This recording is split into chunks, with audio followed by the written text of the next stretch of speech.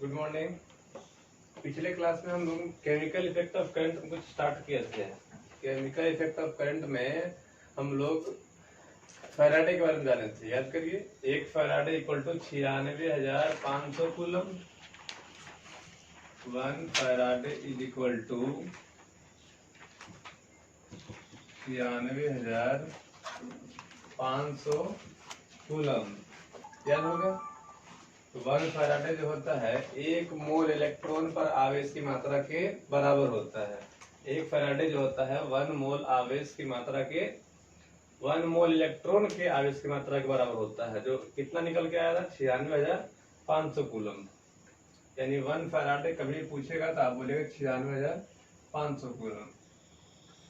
अब इसमें एक ये है टर्म है इलेक्ट्रोलाइसिस। इलेक्ट्रोलाइसिस इसको हिंदी में बोलते हैं विद्युत अपघटन। विद्युत अपघटन। विद्युत अपघटन। अब ये क्या है समझिए। जैसे कि टर्म आप देख रहे हैं, इलेक्ट्रो है फिर लाइसिस है। लाइसिस का मतलब होता है टूटना। लाइसिस का मतलब टूटना और इलेक्ट्रो मतलब विद्युत धारा। तो बोलेंगे विद्युत धारा के उपस्थिति के कारण, विद्युत धारा के उपस्थिति के कारण जो कुछ टूटता है वही प्रक्रिया कहलाता है इलेक्ट्रोलाइसिस। तो बोलेंगे किसी भी इलेक्ट्रोलाइट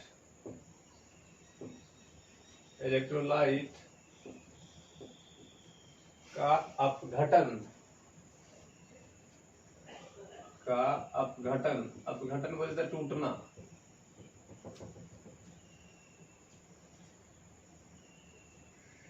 किसी भी इलेक्ट्रोलाइसिस का अपघटन यदि विद्युत धारा के उपस्थिति के कारण होता हो। विद्युत धारा के उपस्थिति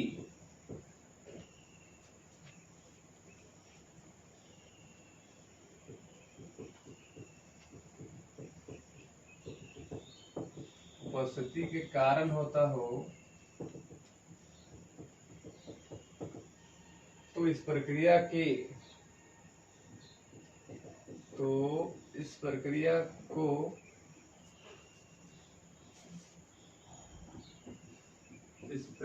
को इलेक्ट्रोलाइसिस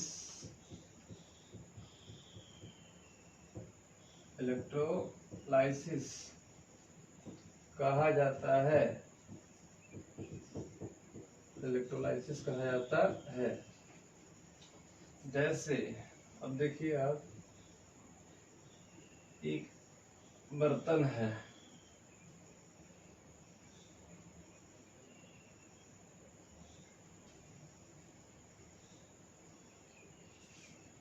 मान लीजिए इसमें NaCl था। अब इसको तोड़ना है, Na+Cl-। इसके उपस्थिति के कारण, विद्युत धारा की उपस्थिति के कारण तब जो प्रक्रिया टूट कहेगा वो कहलाएगा इलेक्ट्रोलाइसिस। इलेक्ट्रो मतलब विद्युत धारा, लाइसिस मतलब टूटना। यानी विद्युत धारा के कारण जो भी कुछ टूटता है वही प्रक्रिया कहलाता है क्या, इलेक्ट्रोलाइसिस। अब समझिए, इलेक्ट्रोलाइसिस की प्रक्रिया के संगत दो नियम दिए गए हैं। देखिए, इलेक्ट्रोलाइसिस की प्रक्रिया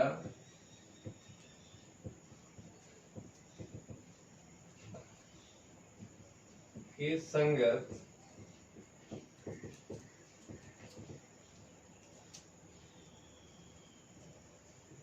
फैराडे नामक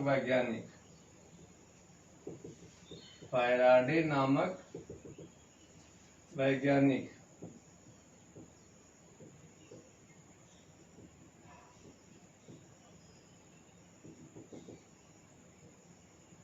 ने दो प्रमुख नियम दिए हैं। दो प्रमुख नियम दिए हैं जिसे फैराडे लॉ ऑफ इलेक्ट्रोलाइसिस कहा जाता है, दिए हैं जिसे फैराडे लॉ ऑफ इलेक्ट्रोलाइसिस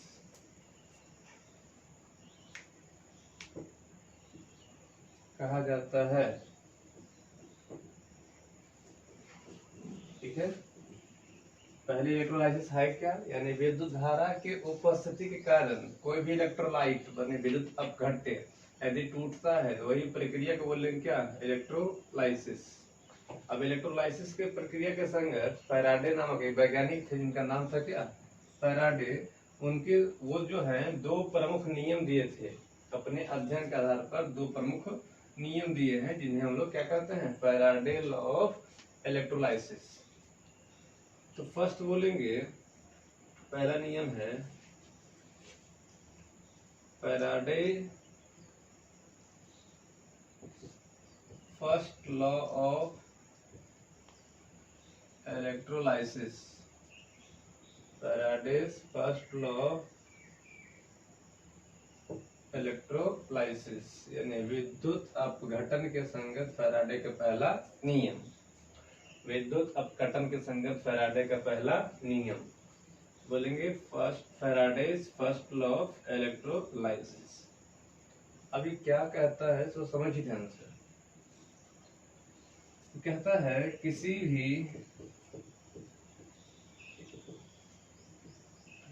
भी electrochemical cell, sorry electrolytic cell, किसी भी इलेक्ट्रोलाइटिक सेल, ये क्या होता है, वह बर्तन जहां ये प्रक्रिया कराया जाता है, वह बर्तन जहां इलेक्ट्रोलाइसिस कराया जाता है उसको बोलते हैं इलेक्ट्रोलाइटिक सेल। ठीक है, जहां तोड़ा जाता है, जहां NaCl को अलग अलग किया जाता है, तो बोलेंगे किसी भी इलेक्ट्रोलाइटिक सेल में ये क्या कर दिए थोड़े कि प्रत्येक इलेक्ट्रोड बताते हैं इलेक्ट्रोड क्या होता है, के प्रत्येक इलेक्ट्रोड पर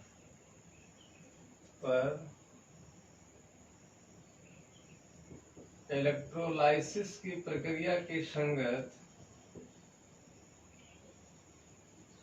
किसी भी इलेक्ट्रोलाइटिक सेल के प्रत्येक इलेक्ट्रोड पर इलेक्ट्रोलाइसिस की प्रक्रिया के संगत मुक्त होने वाली पदार्थ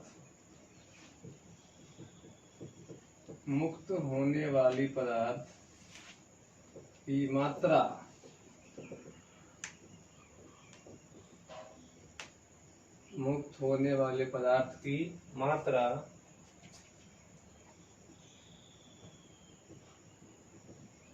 का मान जो होता है, का मान उसमें प्रवाहित आवेश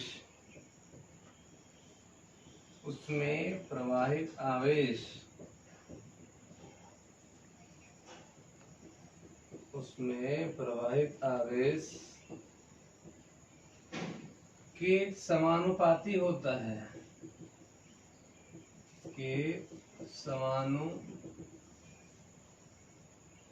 होता है, दैट इज मतलब अर्थात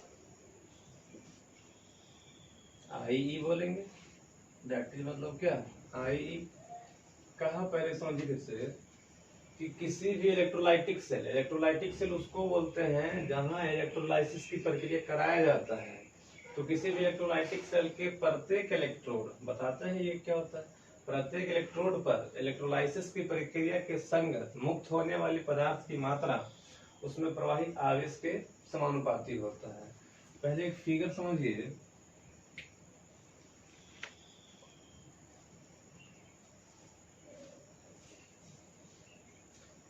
ये एक बर्तन है, इसमें दो रॉड रहेगा, कंडक्टिंग रॉड रहता है, इसको हम लोग इलेक्ट्रोड बोलते हैं। कॉपर का होगा, आयरन का होगा, किसी भी धातु का हो सकता है।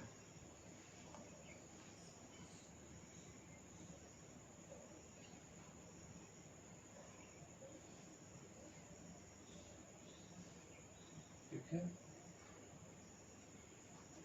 अब इसको ऐसे जोड़ दीजिए।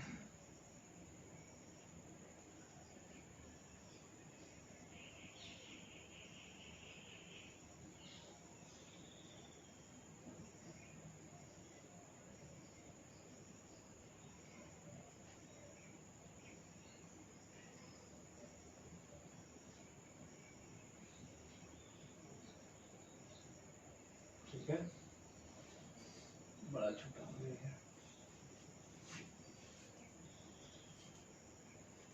ये कहलाता है इलेक्ट्रोलाइटिक सेल, ये कहलाता है इलेक्ट्रोलाइटिक सेल। इसमें देखिए फिर से, ये जो दोनों रॉड है वो कहलाएगा इलेक्ट्रोड। वही देखिए, किसी किसी भी इलेक्ट्रोलाइटिक सेल, यही है इलेक्ट्रोलाइटिक सेल, क्योंकि इसी बर्तन में आप किसी भी आप घट्टे को तोड़ते हैं, जैसे NaCl हो जाए, Na+Cl-, तो किसी भी चीज को आप अगर विद्युत धारा के प्रेजेंस में तोड़ते हैं तो ये प्रक्रिया जिसके अंदर करवाते हैं वही बर्तन जो होगा कहलाएगा इलेक्ट्रोलाइटिक सेल, और जो प्रक्रिया होगा वो कहलाएगा इलेक्ट्रोलाइसिस। अब इसमें कहता है कि प्रत्येक इलेक्ट्रोड पर मुक्त होने वाली, मतलब सोडियम अगर यहाँ गया, क्लोरीन अगर यहाँ गया, अगर ये प्लस था बड़ा वाला और ये माइनस है छोटा वाला, मतलब नेगेटिव वाला है पॉजिटिव वाला है, तो ये जाएगा इसके पास, ये जाएगा इसके पास, जाएगा ना, प्लस जाएगा माइनस के पास, माइनस जाएगा प्लस के पास। तो उस केस में आप कह सकते हैं कि इस इलेक्ट्रोड पर, इस दोनों इलेक्ट्रोड पर कितना पदार्थ, कितना सोडियम और क्लोरीन मुक्त होगा, यह निर्भर करेगा कि आप कितना करंट इसमें प्रवाहित किए हैं। जितना ज्यादा करंट प्रवाहित करेंगे उतना ही ज्यादा आपका ये सब मुक्त होगा। जैसे सोडियम प्लस है, वहां जाएगा तो क्या माइनस में है, ये प्लस सोडियम आयन है, इलेक्ट्रोड माइनस में है, तो दोनों जाकर सट जाएगा, यहाँ ही दोनों जाकर सट जाएगा। तो कितना सटेगा, कितना वहां पर मुक्त होगा, यह निर्भर करेगा कि आप कितना करंट प्रवाहित किए हैं। आप कितना करंट प्रवाहित किए हैं उसी के आधार पर ये जाकर के चिपकेगा। अगर यहाँ ज्यादा माइनस होगा तो जल्दी चिपकेगा, ज्यादा मात्रा में चिपकेगा। अगर यहाँ ज्यादा प्लस होगा तो ये ज्यादा मात्रा में चिपकेगा। ठीक है, यही कहता है कौन, फैराडे का फर्स्ट लॉ।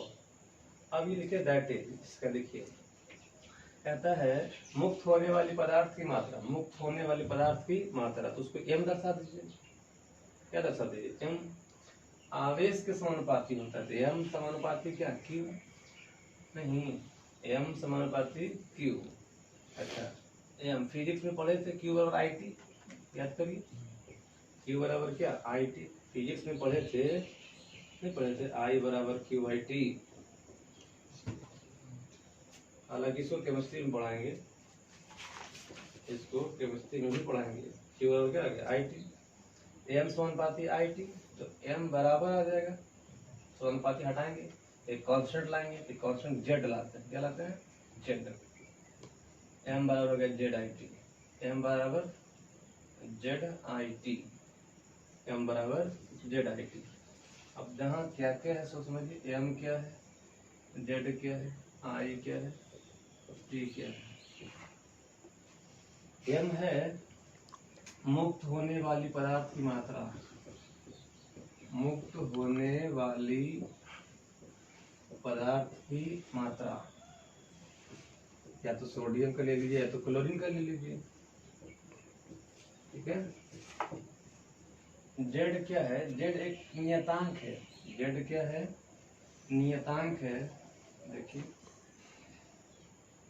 जेड एक नियतांक है, कांस्टेंट है, जिसे नियतांक तो है ये, जिसको हम लोग नाम क्या देते हैं, विद्युत रासायनिक तुल्यांक। इसको क्या बोलते हैं, विद्युत रासायनिक तुल्यांक,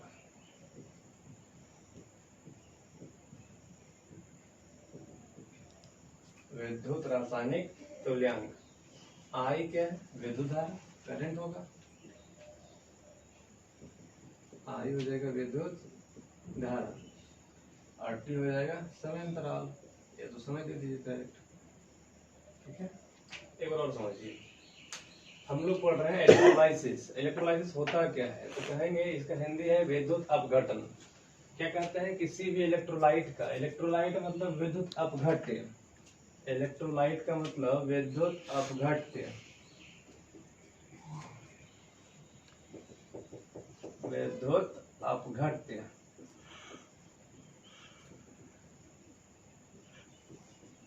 कहता है किसी भी इलेक्ट्रोलाइट का अपघटन, अपघटन मतलब क्या? टूटना। अपघटन यदि विद्युत धारा के उपस्थिति के कारण होता हो, यानी विद्युत धारा के उपस्थिति के कारण यदि टूटता हो कोई, तो ये प्रक्रिया क्या कहलाता है? इलेक्ट्रोलाइसिस। अब इलेक्ट्रोलाइसिस की प्रक्रिया के जो संगत है उसमें एक वैज्ञानिक थे, कौन? फैराडे। वो दो प्रमुख नियम दिए, उन्होंने आपको दो प्रमुख नियम दिए जिससे हम लोग क्या करते हैं? Faraday law of electrolysis, Faraday law of electrolysis. इसका दो नियम है, तो फर्स्ट लॉ बोलेंगे, सेकंड लॉ बोलेंगे। फर्स्ट लॉ क्या कहता है? समझिए, कहता है किसी भी इलेक्ट्रोलाइटिक सेल, इलेक्ट्रोलाइटिक सेल बोले तो ये जिसमें एक प्लस वाला हो और एक माइनस वाला हो, क्योंकि बैटरी का जिस जो बड़ा वाला जुड़ा हो प्लस कहलाएगा, छोटा वाला जुड़ा हो माइनस कहलाएगा। तो किसी भी इलेक्ट्रोलाइटिक सेल के प्रत्येक इलेक्ट्रोड, प्रत्येक इलेक्ट्रोड बोले तो ये वाला और ये वाला है, दो इलेक्ट्रोड है इसमें। प्रत्येक इलेक्ट्रोड पर इलेक्ट्रोलाइसिस की प्रक्रिया के संगत, मतलब टूटने के संगत, टूटेगा तो ये आ जाएगा माइनस के साथ, ये जाएगा प्लस के साथ, संगत मुक्त होने वाले पदार्थ की मात्रा। तो मुक्त कौन होगा?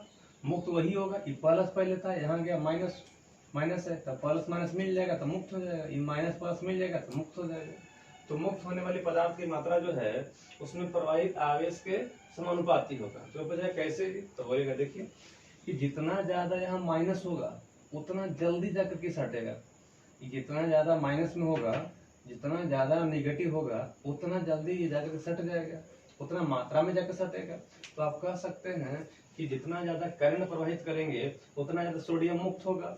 इसका मतलब पदार्थ की मात्रा जो होगा वो आवेश के समानुपाती होगा। तो एम समानुपाती क्यू, तो एम समानुपाती आई टी होगा ना, क्यू और आई टी। फिर एम समानुपाती हटाएंगे, लगाएंगे कांस्टेंट जेड, तो हो जाएगा एम बराबर जेड आई टी।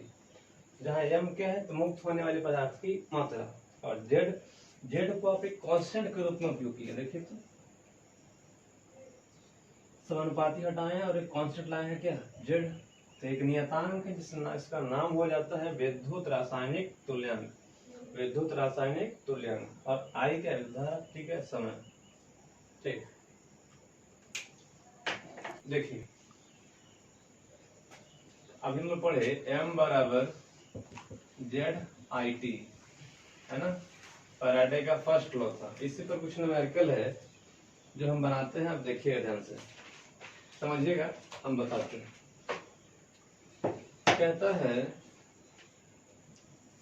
सवाल नंबर 2 है, पेज नंबर 537, ठीक है। कहता है कि calculate the value of current, current का वैल्यू निकालिए।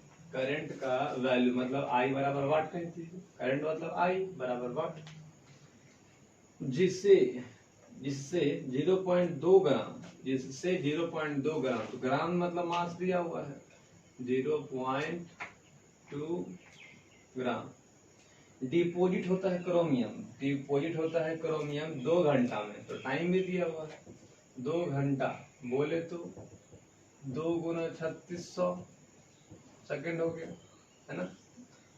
और यदि विद्युत रासायनिक तुल्यांक जो दिया हुआ है, विद्युत रासायनिक तुल्यांक जो दिया हुआ है वो दिया हुआ है 0.00030 है 18 ग्राम पर कूलम, 18 ग्राम पर कूलम ये दिया हुआ है,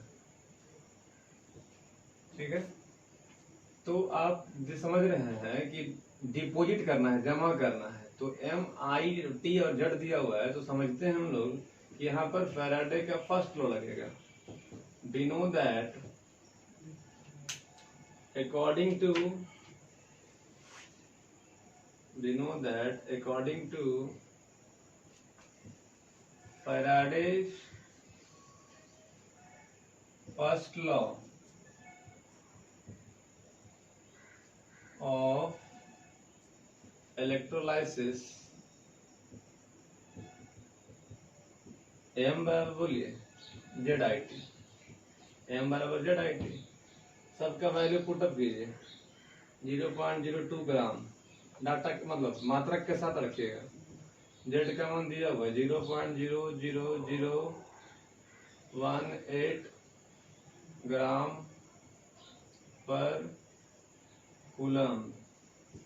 आई का मान निकालना है इंटू टी 3600, सॉरी 2 गुना 3600 ना, 2 घंटा है, 2 गुना 3600 सेकेंड।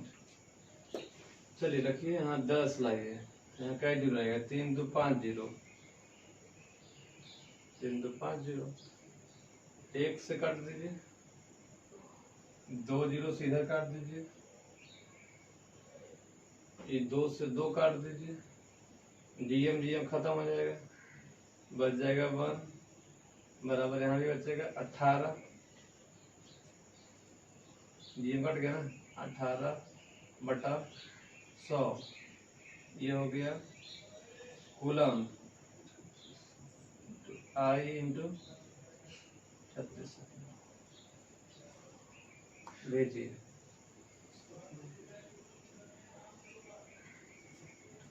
100 कूलम अपॉन 18 गुना 36 सेकंड हो गया ना, इज इक्वल टू आई।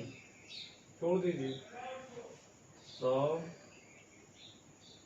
बट्टा करिएगा तो 18 गुना 18 324, 324 गुना 2 कर दीजिएगा तो 648 हो जाएगा, इतना ही आएगा। अब कूलम पर सेकंड क्या जाएगा, एम्पियर, कूलम पर सेकंड जाएगा एम्पियर, आगे आंसर है ना। ठीक समझिए, आई पूछा है, जेड दिया है, एम दिया है, टी दिया है, तो आप फैराडे का फर्स्ट लॉ जानते हैं, एम बराबर जेड आई टी, एम दिया हुआ है, जेड दिया हुआ है, आई निकालना है, टी दिया हुआ है, सब कुछ काट कुट के वैल्यू पुटअप कीजिएगा तो आएगा आई बराबर इतना एम्पियर। इसी पर एक और देते हैं तो समझिए,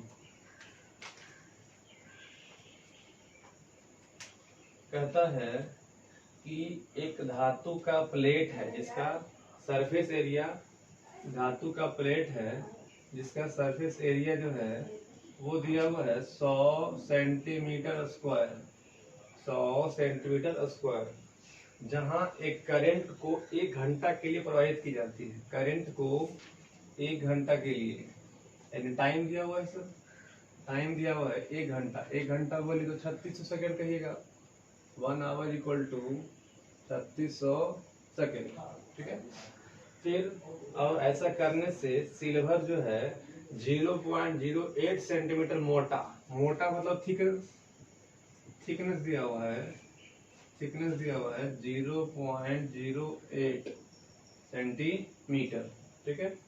तो कह रहा है कि करंट का वैल्यू बताइए, करंट का वैल्यू यानी आई बराबर व्हाट, करंट का वैल्यू बताइए यदि इलेक्ट्रोकेमिकल इक्विवेलेंट जो है विद्युत रासायनिक तुल्यांक यानी जेड दिया हुआ है, जेड दिया हुआ है 0.0012 ग्राम पर कूलम, ग्राम पर कूलम।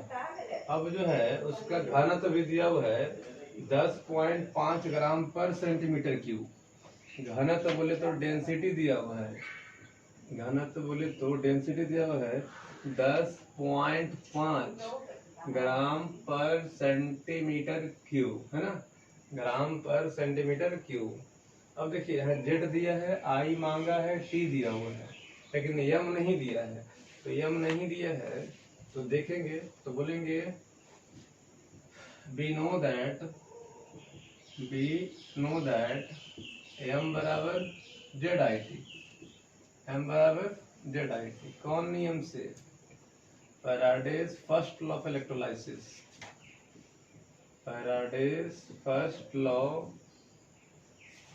ऑफ इलेक्ट्रोलाइसिस, ठीक है, समझ गया मैं। एम नहीं दिया है मास, तो द्रव्यमान जब नहीं दिया है, लेकिन देखिएगा क्षेत्रफल दिया, थिकनेस दिया और घनत्व दिया, तो क्षेत्रफल और थिकनेस से आयतन मिल जाएगा। बोलो हाँ या नहीं? क्षेत्रफल और थिकनेस से आयतन मिल जाएगा और डेंसिटी भी दिया हुआ है, तो आयतन और घनत्व से हम लोग को द्रव्यमान मिल जाएगा। तो कहेंगे मास बराबर डेंसिटी इंटू वॉल्यूम, मास बराबर density into volume is equal to ZIT। Density देखिए 10.5, डेंसिटी दिया हुआ है ग्राम पर सेंटीमीटर क्यूब, ग्राम पर सेंटीमीटर क्यूब इंटू वॉल्यूम, तो वॉल्यूम हो जाएगा क्षेत्रफल गुना मोटाई, क्षेत्रफल हो गया 100 सेंटीमीटर स्क्वायर गुना मोटाई 0.08, ये हो गया घनत्व, ये हो गया क्षेत्रफल गुना मोटाई सेंटीमीटर, ये हो गया आपको आयतन, ये हो गया आपको घनत्व इज इक्वल टू जेड तो आपको दिया है, देखिए 0.0012 ग्राम पर कूलम, ग्राम पर कूलम, आई मांगा है, टी आपको दिया हुआ 3600 सेकेंड, 3600 सेकेंड। खाली बढ़िया से आप काटना है बस। चलिए नीचे लाइए 10, चलिए नीचे लाइए 100, नीचे लाइए 4 0, है ना। चलिए देखिए ये सेंटीमीटर क्यू है, हाँ देखिए सेंटीमीटर स्क्वायर गुना सेंटीमीटर क्यू यहाँ भी आ जाएगा, ठीक है। 100 से 100 पहले कट गया। चलिए ठीक ठाक रखने दीजिए, काट दिए, ये काटिए, 1 पच्चे 75 से 2 पच्चे के 10, ठीक है, 21 पच्चे 75 से 2 पच्चे के 10। अब फिर यहाँ काट दिए, 2 चौके 8, 21 गुना 4 बच गया, कितना हो गया 84 सेंटीमीटर क्यूब गुना सेंटीमीटर क्यूब, यहाँ है ना, कट जाएगा खाली। अच्छा ग्राम से ग्राम इधर काट दीजिए, इधर से ग्राम काट दीजिए, इधर सेंटीमीटर क्यूब से काट दीजिए, बच गया खाली क्या 84 इज इक्वल टू 12 गुना 3600 गुना आई गुना क्या सेकेंड, 12 गुना 3600 गुना आई गुना सेकेंड अपॉन 1000 नहीं 4 0 ना, 4 0 कूलम बच गया, 4 0 कूलम मिल खाते हैं। 2 0 काट दीजिए, कट गया। 12 गुना 7 करिए, बर 7 84। अब 100 गुना 7 करिए तो 700 हो गया, 100 गुना 7 हो गया 700 कूलम नहीं हो गया। 36 नीचे आएगा, सेकंड नीचे आएगा, ये जाएगा 36 सेकंड इज इक्वल टू आई। भागा दे देंगे तो रुक जाइए, भागा आइए आंसर मिला देते हैं, 36 भागा 700, तो ये हो जाएगा एक ही बार में लगेगा 36, ये हो जाएगा 34 0, 9 बार में लगाइए देखते हैं। 9 छक्के होंगे 4 5, 9 3 27 5 32 लग तो गया जी, 16 0, 5 बार में लगेगा नहीं, 4 ही बार में लगेगा। 120 है 24 120 और 24 144 लगभग। आई जो निकल करके आ गया वो आया 19.4 MP, हाँ 19.4 यहाँ भी दिया हुआ, इसका मतलब आई का मान आ गया 19.4। देखिए इससे थोड़ा सा वो अलग था, इसमें डायरेक्ट आपको एम दे दिया है, एम दिया जेड दिया आई पूछा टी दिया हुआ, डायरेक्ट एम बराबर जेड आई टी लगाया एम निकल गया। लेकिन यहाँ थोड़ा सा आपको टर्न कर दिया यहाँ मास नहीं दिया, यहाँ आपको मास नहीं दिया बल्कि क्षेत्रफल दिया, चौड़ाई दिया और आपको घनत्व दिया।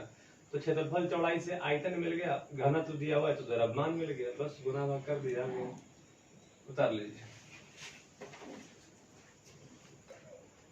Good morning. देखिए आज हम लोग पढ़ेंगे